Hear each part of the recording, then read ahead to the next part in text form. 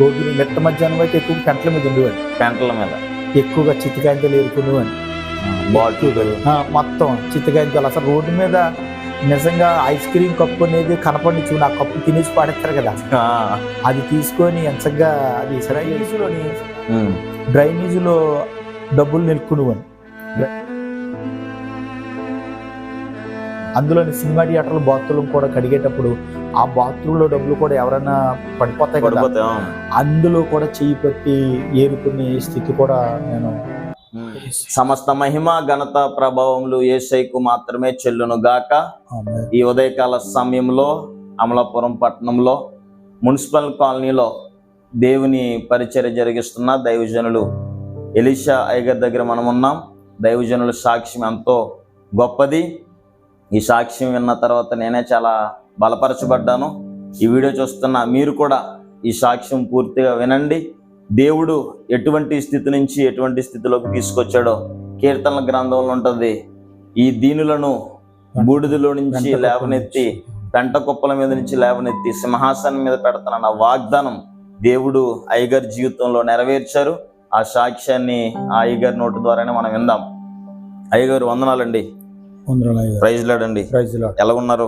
బాగున్నాం. దేవుని యొక్క మహాకృప. ఎప్పటి నుంచో మీ సాక్ష్యము వినాలని ఆశతో ఉన్నానండి. నేను విన్నాను, నేను బలపరచబడ్డాను. ఇంకను సోషల్ మీడియా ద్వారా అనేక మంది బలపరచబడాలని, మీరు ఏ స్థితిలోంచి వచ్చారో, ఒకవేళ అటువంటి స్థితిలో ఎవరైనా ఉంటే వాళ్ళు బలపరచబడతారని ఈరోజు మీ దగ్గర వచ్చాం. మరొకసారి యేసయ్యకే మహిమ కలుగును గాక.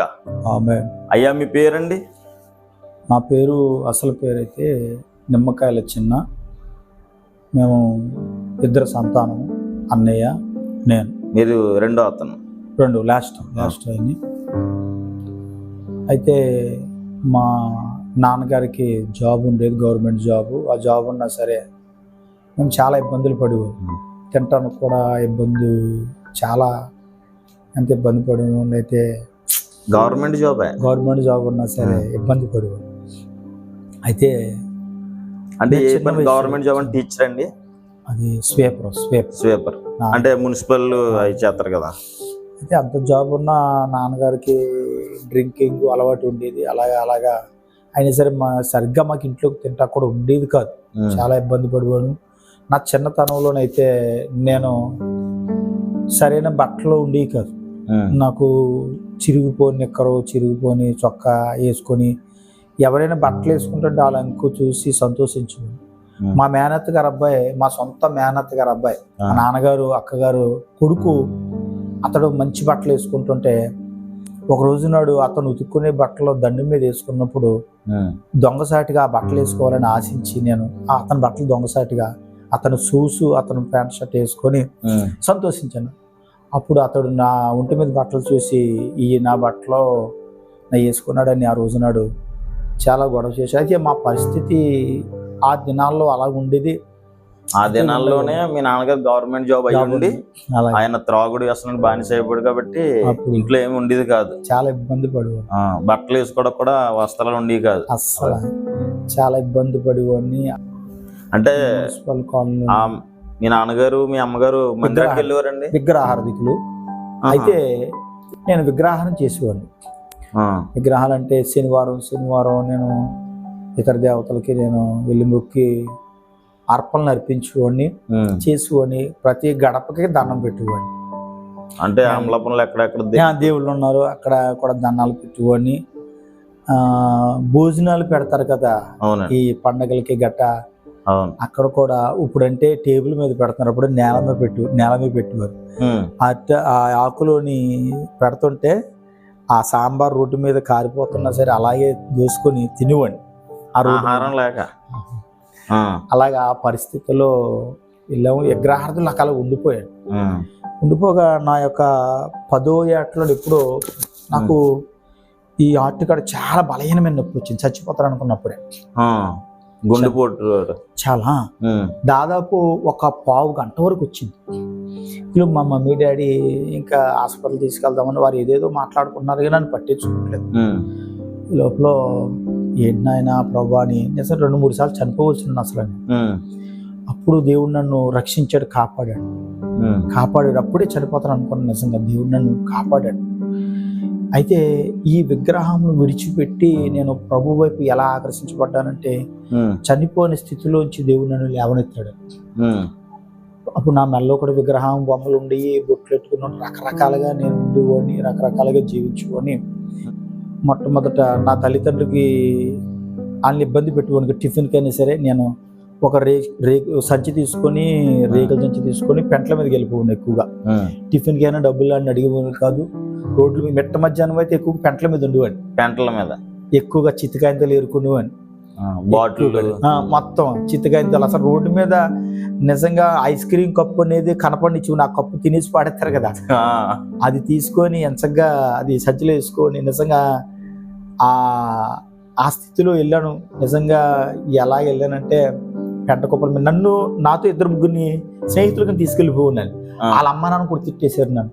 ఎందుకురా మా పిల్లల్ని ఇలా తీసుకెళ్తున్నావు, నువ్వు వెళ్ళిపోయేది కాకుండా పెంటల మీద తీసుకెళ్ళి మా పిల్లల్ని తిరగమంటాను. గసురుకున్నారు, తిట్టుకున్నారు. అలాగ కాకుండా ఆ వృత్తి కాకుండా అది వదిలిపేసి ఏం చేశాను, అది అసలు ఆ చెత్త అనేది ఎందుకు ఏరుకునేవారు మీరు? అసలు ఆర్థిక ఇబ్బందులు వల్ల మీ నాన్నగారు ఇచ్చేవారు కాదు, ఆయనకే సరిపోయేది. నాన్న కూడా నేను అడుగుని కదా. ఇంకా నా అందరు కూడా పాపం ఎక్కడ ఉద్యోగం ఆల్రెడీ 5 సంవత్సరాలు ఒకరికి సరెండర్ చేసేసాడు.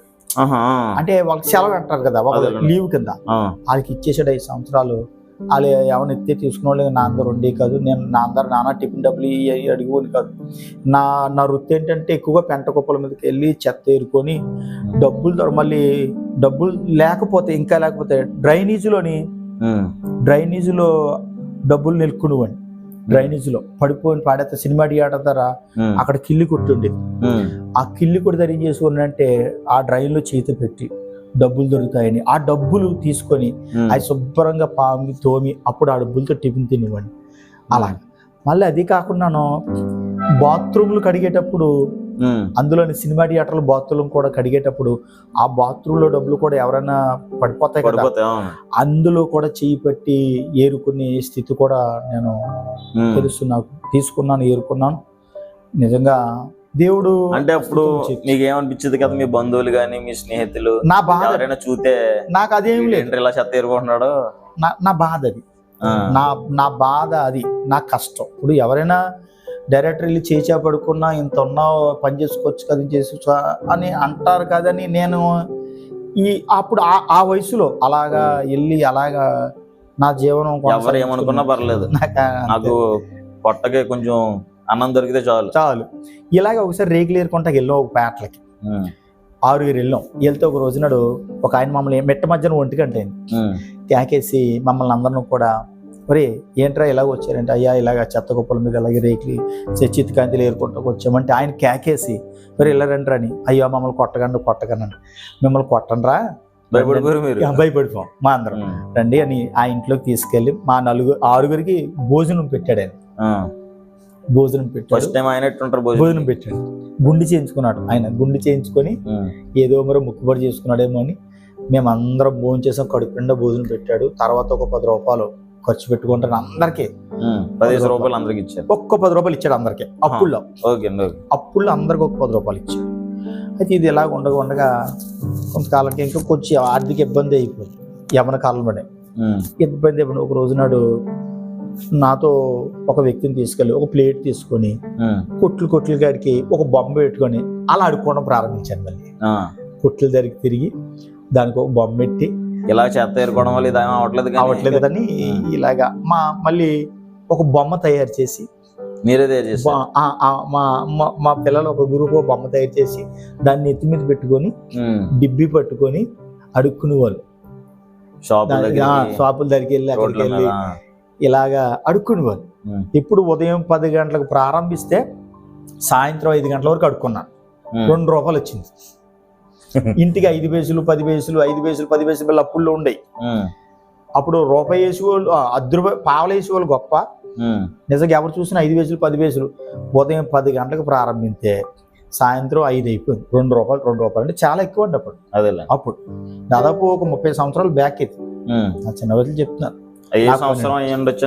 అది దాదాపు 94, 95 అప్పుడు నేను పుట్టుంటాను, నేను అప్పుడే పుట్టుంటాను. 94, 95. అయితే నా జీవనాన్ని అలాగా కొనసాగించుకొని ఇదంతా అడుక్కున్నాను కదా. అడుక్కున్న సమయంలోని ఈ తర్వాత నేను విగ్రహాలు పూజ చేసుకొని అడుక్కుని ఈ లోపల మా ఆత్మీయ తండ్రి ఎంఎస్ సోమరాజు గారు మున్సిపల్ కాలనీలో మందిరం సేవ ప్రారంభించాడు. సేవ ప్రారంభించిన తర్వాత ఆయన ప్రభు కొరకు చెప్పేవాడు, సువార్త చేసేవాడు, ప్రకటించేవాడు. నేను చాలా దినాలు వెళ్ళలేదు. ఈ దేవుడు ఏంటో అనుకునేవాడు. నేను దేవుడు ఏంటి నెల పాడతారు, డ్రమ్ములు కొడతారు. కొన్నిసార్లు అయితే నేను పాస్టర్ గారి మీద కంప్లైంట్లు చేసేవాడు. నేను అత్తమాక సౌండ్ ఎట్టేస్తున్నది నేను మా సోమరాజు గారి మీద కంప్లైంట్ నేనే చేసేవాడు కొన్నిసార్లు కూడా. ఇప్పుడు ఉన్నారండి సోమరాజు గారు అని అతను ఉన్నారు? చనిపోయారండి. అయితే దేవుడు మహాకృపను బట్టి నన్ను దేవుడు ఏ రీతిగా పట్టుకున్నాడంటే, నా వెనకాల ఇక్కడ హోల్ ఉంటుంది. ఈ వెనకాల హోల్ ఉంటుంది. ఇది బెనికేసి అది చీమ్ పట్టేసింది. సెప్టిక్ అయిపోయింది. దాన్ని నిజంగా అప్పుడు నేను ఏదో సిమెంట్ పోలప్పుడు మోయడం వల్ల, బరువు మోయడం వల్ల దాన్ని పట్టించుకోలేదు. నాకు హోల్ ఉంటుంది ఇప్పుడు ఇక్కడ. అయితే దాన్ని ఆపరేషన్ చేశారు కొమ్ములు వెంకట ధనవంత నాయుడు గారని. అప్పుడు నా వివాహం ఇంకా జరగలేదు. అప్పుడు చాలా బ్యాక్ మాట. అప్పుడు నా యవన కాలంలోనే. అంటే అప్పుడు మీ గురించి నేను విన్నది ఏంటంటే, ఇలాగ అడుక్కున్న స్థితిలో నుంచే కొన్ని ఏదైనా బాగుపడ్డారు అనుకోకుండా మళ్ళీ ప్యాకెట్లోకి వెళ్ళిపోయారు అంట. అది ఎక్కడి నుంచి వివాహం టైంలో వెళ్ళలేను అనమాట. ఇంకా వివాహం టైంకి రాలేదు మీకు. ఇంకా వివాహం టైంకి రాలేదు. ఇప్పుడు ఇలాగ నాకు ఆపరేషన్ చేసినప్పుడు ఇంకా వివాహం అవ్వదు. నాకు పెళ్ళి అవ్వలేదు. ఇది ఆపరేషన్ ఎప్పుడు ఏంటంటే దాదాపు నాకు 1999లోనో 98లోనో ఆపరేషన్ అయింది నాకు. ఈ లోపల ఎంఎస్ రాజు గారు సంఘాన్ని స్థాపించారు కదా. ఆయన సంఘం స్థాపించి 90లో స్థాపించాడు. 1990లోనే సంఘం స్థాపించాడు. అలాగే నేను చిన్న వయసులోనే బాప్తిసం తీసుకున్నాను. చిన్న వయసు అంటే మా అయితే 15 సంవత్సరాలు 14 సంవత్సరాలు నేను బాప్తిసం తీసుకున్నాను. బాప్తిసం ఎలా తీసుకున్నానంటే, నేను ఎక్కిరించుకోను కదా మరి. దేవుడు నన్ను స్వస్థపరిచి చనిపోయి నాకు ఆటలో నొప్పి వచ్చినప్పుడు కూడా నేను ప్రార్థన చేసుకొని దేవుడు నన్ను ఒక దర్శనం, ఒక ఆమె గారు మాట్లాడాడు. ఒక రోజు ఇలా కృతజ్ఞత కూడిగట్టినప్పుడు సోమరాజు గారు, మా ఆత్మీయ తండ్రి సోమరాజు గారు, మేము అందరం వెళ్ళాం.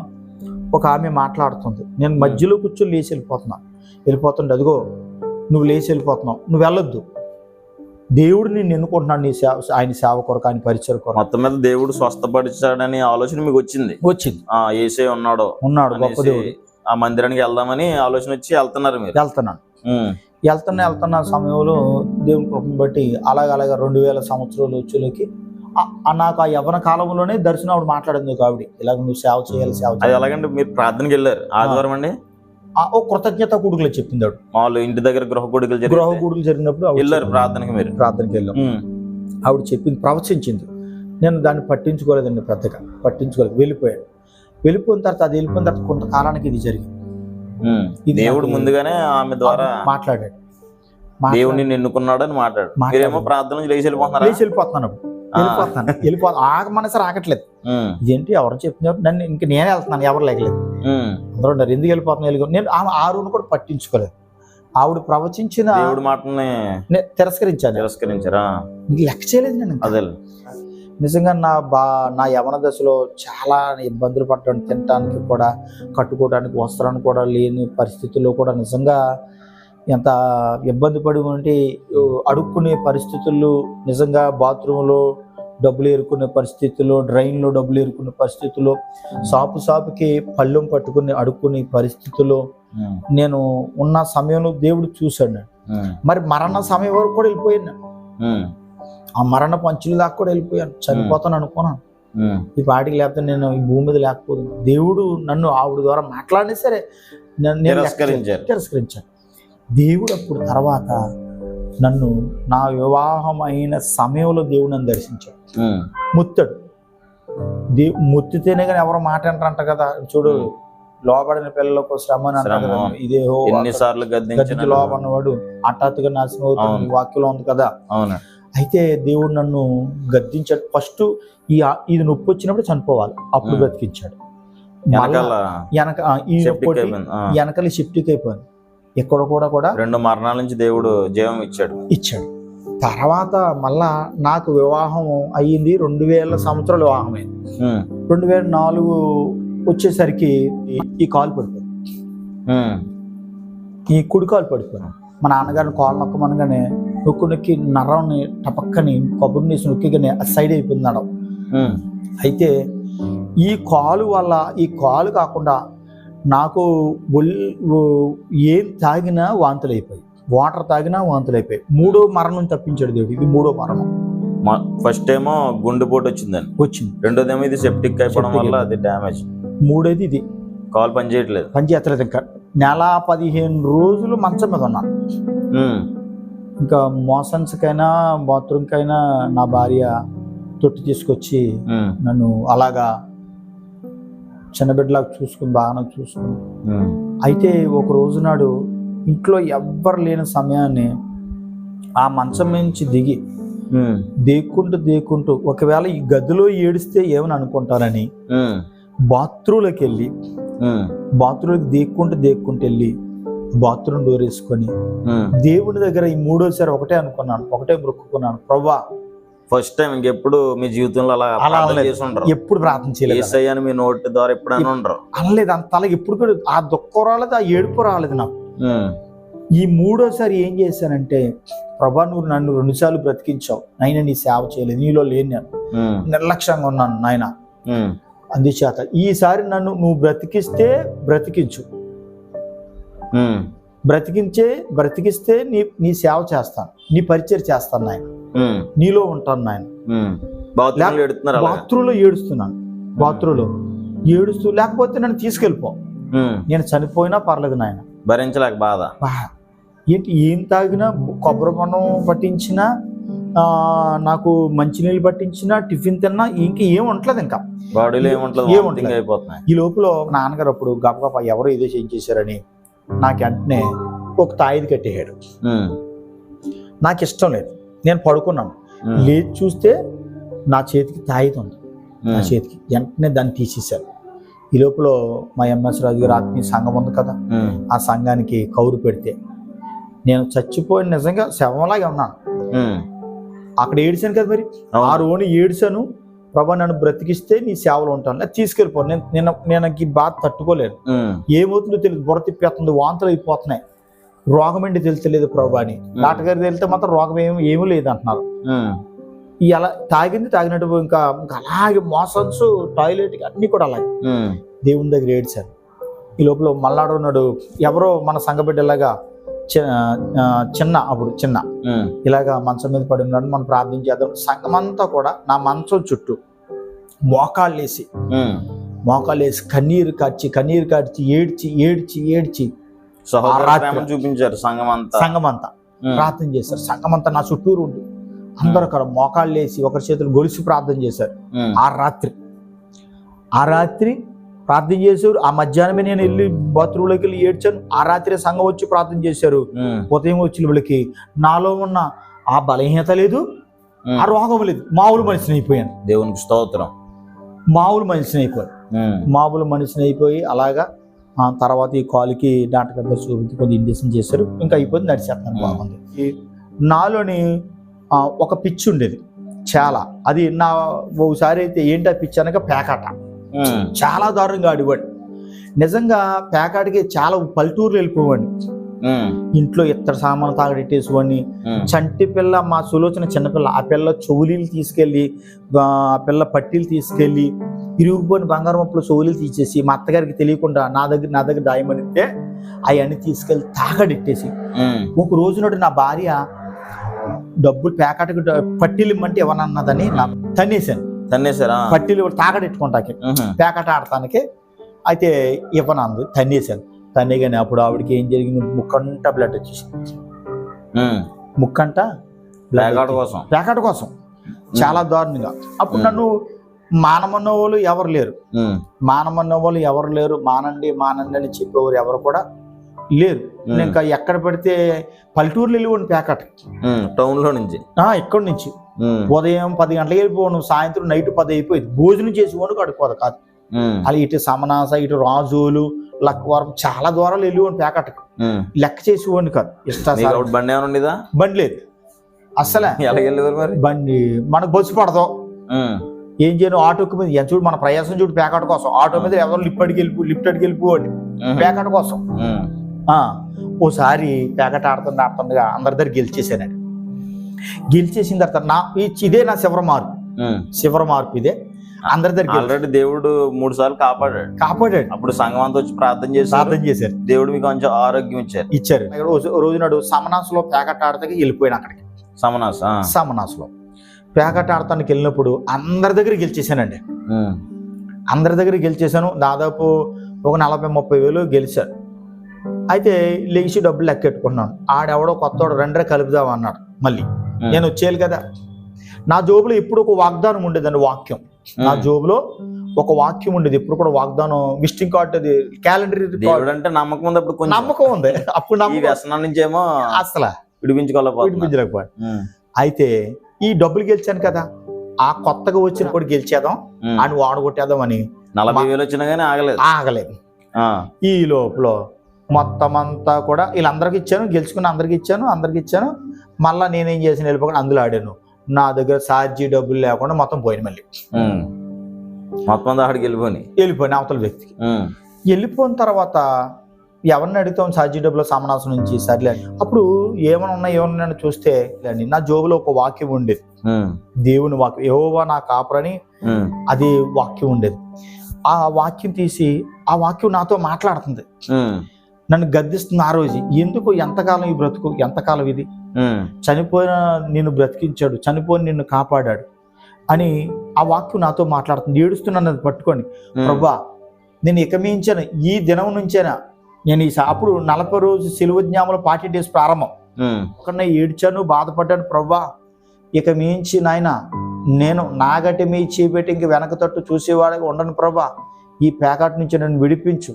ఈ రోజున ఒక నూతనమైన జీవితం నీలో పరిపూర్ణుడిగా నీ సేవలోని బతుకుతానని ఆ రోజు నాడు ఆ పేకాటను విడిచిపెట్టేశాను.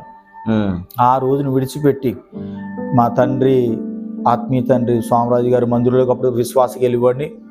వెంటనే సాయంత్రం అయింది, 40 days ప్రార్థనలో 7 గంటలు ప్రారంభించారు. నేను గబగబా రోజు వెళ్ళి మందిరంలోకి వెళ్ళి ఎక్కి ప్రార్థన చేస్తుంటే ఇంకా దుఃఖం ఆగట్లేదు. ఏడ్చేస్తున్నాను. ప్రభా నన్ను మార్చినైనా, నా బ్రతుకు మార్చినైనా అని. తర్వాత దేవుడు అప్పటి నుంచి నాలో ఒక నూతనమైన ప్రవర్తన మార్పు దేవుడు ఇచ్చాడు.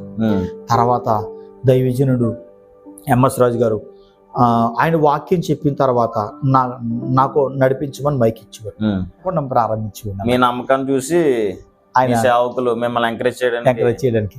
అలాగే ఈ 40 రోజుల్లోని ఒక రోజు నాడు మా ఆత్మీయ తండ్రి లేకపోతే ఇంటింటికడ పెట్టేవారు ప్రార్థనలు. పెట్టేటప్పుడు అక్కడ వాకింగ్ చెప్పేవారు ఎవరు లేరని సంఘ బిడ్డలు అందరూ అన్నారు. అప్పుడు చిన్న అన్నవారు అప్పుడు అభిషేకించబడిన తర్వాత దైవజనుడికి ఎలీషాని పెట్టించుకున్నాను.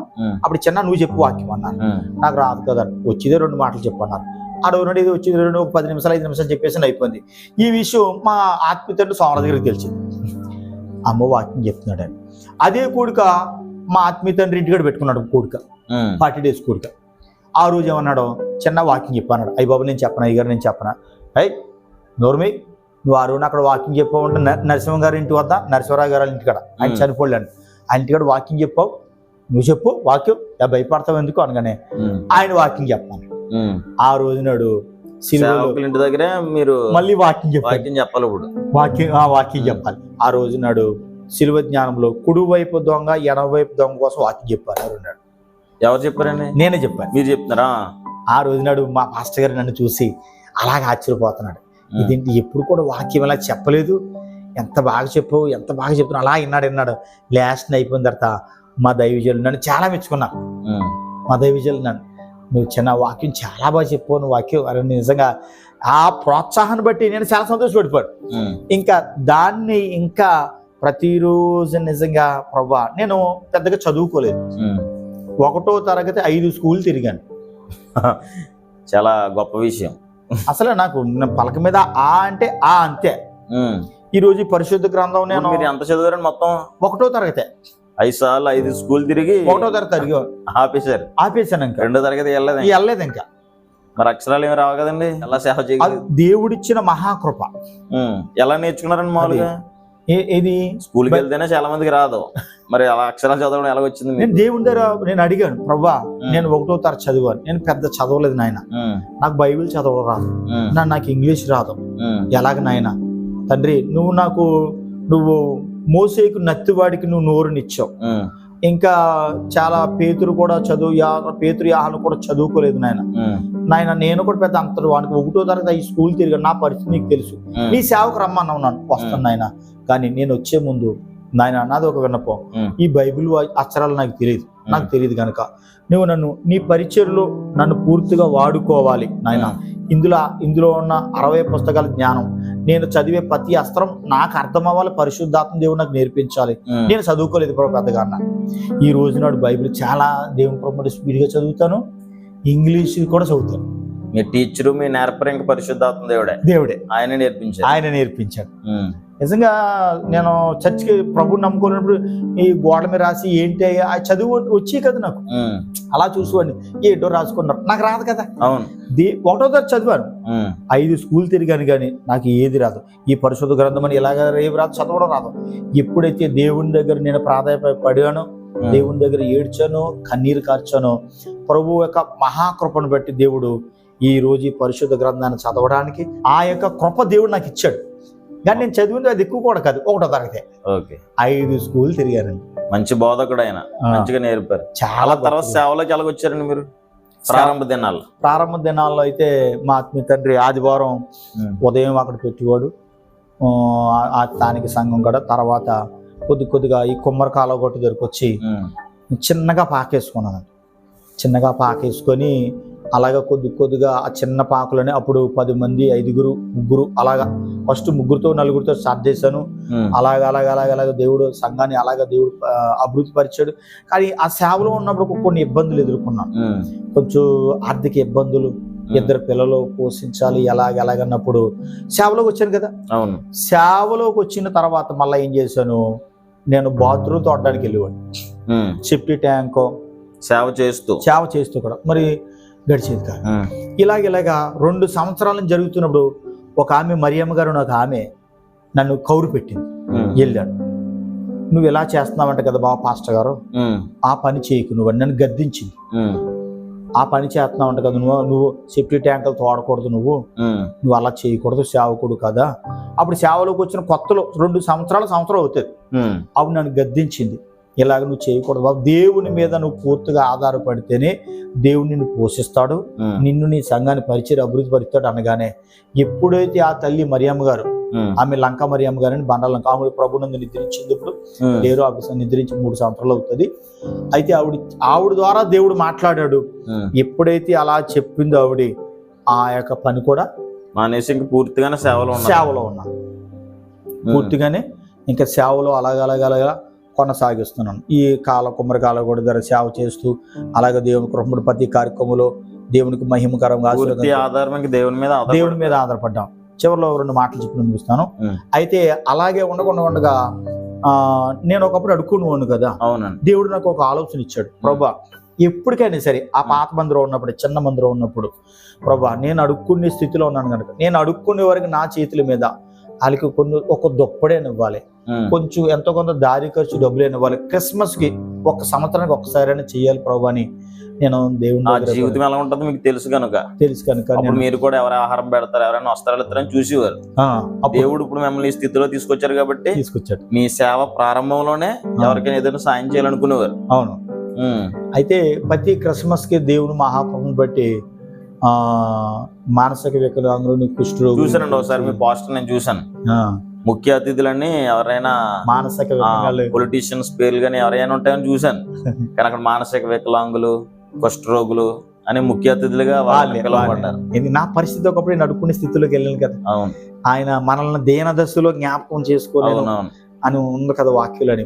మన స్థితిని మనం మర్చిపోకూడదు, దేవుని ప్రేమను చూపిస్తున్నారు. ప్రతి సంవత్సరం నాటి నుండి దాదాపు నేను 2006లో సేవ ప్రారంభించాను.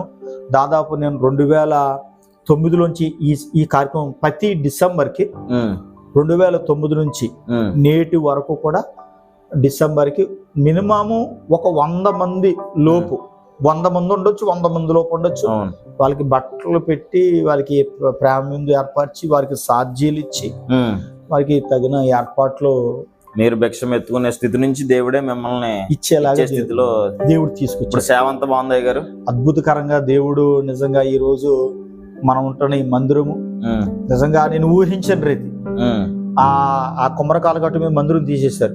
గవర్నమెంట్ వాళ్ళు రోడ్డు వేస్తారని తీసేగానే ఏడ్చాను, ప్రభా ఏంటైనా అనగానే తర్వాత ఒక మందిరం తీసేసిన 3 నెలల్లోని దైవజులు మోహనయ్య గారు, రఘుపాల్ గారు అందరూ కూడా సంపూర్ణ రాత్రులు కూడా రోడ్డు మీద పెట్టేవాళ్ళు. మందిరం లేక 3 నెలలు అలాగా మందిరం లేక రోడ్ల మీద పెట్టి నడిపించేవాళ్ళు. మళ్ళీ టెంట్లు వేసుకునే వాళ్ళు, అలాగా ఆరాధనలు అలా నడిపించేవాళ్ళు. అయితే దేవుని కృపను బట్టి ప్రార్థించగా దేవుడు ఒక స్థిరమైన మందిరాన్ని మా గృహం మీదే, కింద గృహము, పైన చర్చు, పైన ఇంకా 3 స్టేర్ వరకు కూడా వేయడానికి దేవుడు కృప చూపించాడు. ఇప్పుడు ఎన్ని చోట్ల పరిచయం చేస్తున్నారు గారు మీరు? ఇప్పుడు ఇంటర్కోన్న, అమలాపురం 2 చోట్ల పరిచయం. 2 చోట్ల. ఇంకా దేవుని సేవలో కొనసాగాలనుకుంటున్నారా? ఇంకా తుది శ్వాస వరకు, ప్రభు రాకడ వచ్చే వరకు. నేను 3 సార్లు చనిపోవచ్చిన ఈ పాటికి నాకు ఎన్నో సంవత్సరాలు అయిపోవాలి. నన్ను మర్చిపోదు. ఈ రోజు నాడు నా దేవుడు నన్ను బ్రతికించాడంటే ఇదంతా దేవుని యొక్క మహాకృప. నేను జీవితం మీది కాదు, నాది కాదు, నా యేసేదే. దేవుని ఒక వాక్యంలో ఒక మాట ఉంది కదా, నేను సావను సజీవుడిని యెహోవా క్రియలను వివరించేదని అంటాడు కదా కీర్తనాకారుడు. అటువంటి ఆ వాక్య భాగం దేవుడు నా జీవితంలో 3 సార్లు చనిపోవలసిన నన్ను బ్రతికించాడు. ఇప్పుడు ఈ ఊపిరి, ఈ తుది శ్వాస వరకు ప్రభు. మీరు ఇలా సేవ చేస్తున్నప్పుడు మీ కుటుంబంలో కానీ, మీ బంధువుల్లో కానీ, లేకపోతే ఎవరైనా ఏమైనా హేళన మాటలు కానీ, నిందలు కానీ వచ్చినాయండి? మా కుటుంబస్తులే, బంధువులే కూడా. ఒక రోజు నాడు మా మేనమావ గారి మందిరంలో చేప చేస్తున్నప్పుడు, నేను ఇది స్థలం నాది అది అన్నప్పుడు ఒకసారి ఆయన కాళ్ళు పట్టుకున్నాను. పక్కన్న వ్యక్తులు కూడా నన్ను చూసి నవ్వేవారు, హేళన చేసేవారు. ఇది కాళ్ళు పట్టుకున్నాడు రా, ఈ దిక్కులు ఎక్కడ ఇదని. నా ప్రభు కొరకు నేను ఎప్పుడు సేవ విడిచిపెట్టేసి ఇంకా నేను వేరే పని చేసుకోవడం బెటర్ అనిపించలేదు ఎప్పుడు? అస్సలు అనిపించలేదు. అసలు ఎప్పుడు కూడా సేవ అనిపించి విడిపేసి ఏదో పరిచయం చేసుకోవాలి, ఏదో చేసుకోవాలి, ఏదో బ్రతుకుదరికి ఏదో షాపులోకి వెళ్ళిపోవాలని ఆలోచన నా దేవుడు నాకు రానవలేదు. అయితే ఈ యొక్క సాక్ష్యాన్ని దేవుడు నాకు ఇంతవరకు దేవుడు ఆయన మహాకృపలో ఇచ్చాడని చాలా ఆనందపడుతున్నాను నిజంగా. ఈరోజు ఈ గొప్ప సాక్ష్యం దేవుడు నాకు ఇచ్చాడు. ఇంకా దేవుళ్ళు ఇంకా బోలు నా పట్ల దేవుడు చాలా చేశాడండి. చెప్పలేనంత మేలు దేవుడు నా పట్ల చేసుకుంటూ వచ్చాడు. ఇంకొక విషయం, నేను భేద స్థితిలో నేను సేవ ప్రారంభించాను కదా. సేవ ప్రారంభంలో కొంచెం ఇబ్బంది పడ్డాను. సేవ ప్రారంభంలో కొద్దిగా, తర్వాత 3వ సంవత్సరం 4వ సంవత్సరం అలాగే పెరిగిన తర్వాత దేవుడు నా పట్ల ఒక ఉన్నతమైన స్థాయిని దేవుడు ఇచ్చాడు. ఆమేన్. చాలా దేవుడు నన్ను ఒక క్రమక్రమంగా దేవుడు అభివృద్ధి చేశాడు. దేవుడు నన్ను ఆశీర్వదించాడండి. నాకు ఏ విషయంలో కూడా, నాకు తినటానికి తిండి, కట్టుకోవటానికి వస్త్రం, తిరిగే వాహనాలు ఏంటి, నా కుటుంబం ఏంటి, అన్ని దేవుడు ఆశీర్వదించాడు. నాకు పాప, బాబు, పాపకి పాప, బాబు, నాకు చక్కటి అల్లుని కూడా ఇచ్చాడు. దేవుని కృపను బట్టి దేవుడు మంచి అల్లుని కూడా దేవుడు అనుగ్రహించాడు. నా కుమారుడు ప్రశాంత్ పాలు, కుటుంబాన్ని దేవుడు ఆశీర్వదించాడు. నిజంగా దేవుడు గొప్ప. ఈ వీడియో చూస్తున్న దేవుని బిడ్డలు కానీ చెప్పాలనుకున్నారు ఒక్క మాటలో, మీకులాగా అనేక మంది ఒకవేళ అటువంటి స్థితిలో ఉన్నారేమో, ఒక్క మాట వారికి తెలియజేయండి ఒకసారి. ప్రభువైన యేసుక్రీస్తు నామములో మీ అందరికీ వందనాలు. దేవుడు నన్ను దర్శించిన దేవుడు, నన్ను గొప్ప దేవుడు అండి యేసయ్య. ఏ స్థితిలోంచి ఉన్న నన్ను, అడుక్కునే స్థితిలో ఉండే నన్ను, బాత్రూములో డ్రైనేజీలో డబ్బులు ఏరుకునే నన్ను, పెంట కుప్పల మీద ఉండే నన్ను, దేవుడు చిరిగిపోయిన బట్టలు వేసుకునే నన్ను, రోడ్ల మీద ఎక్కడ ఎవరు అన్నం పెడతారా పందిట్ల కాడని కూర్చొని, నేల మీద కూర్చొని ఆ అన్నం మట్టి అయిపోతున్నా సరే దాన్ని చేయి పైకెట్టుకుని అన్నం తింటున్న నన్ను, ఈ రోజు నాడు గొప్ప దేవుడు నన్ను ఆ అడుక్కునే స్థితిలోంచి ఇచ్చే స్థితిలోకి నా యేసయ్య నన్ను తీసుకొచ్చాడు. దేవుడు నన్ను గొప్ప ఆశీర్వాదకరంగా నన్ను ఉంచినందుకు సమస్త మహిమ, ఘనత, ప్రభావములు ఆ యేసయ్యకే చెల్లునుగాక. ఆమేన్, ఆమేన్, ఆమేన్. ఈ అవకాశం కల్పించిన దైవజనులు నాలమణి గారికి వందనాలు. అయ్యా, మా కోసం కూడా ప్రార్థన చేయండి. నేను కూడా దేవుని సేవలో ఉన్నాను, మా కోసం ప్రార్థన చేయండి. ఇంతవరకు చక్కటి సాక్ష్యాన్ని మనం విన్నాం. కాబట్టి అయ్యగారి జీవితంలో దేవుడు ఎటువంటి గొప్ప కార్యములు చేశాడో మీ జీవితంలో కూడా దేవుడు అటువంటి కార్యములు చేయను గాక. ఆమెన్. ఆమెన్.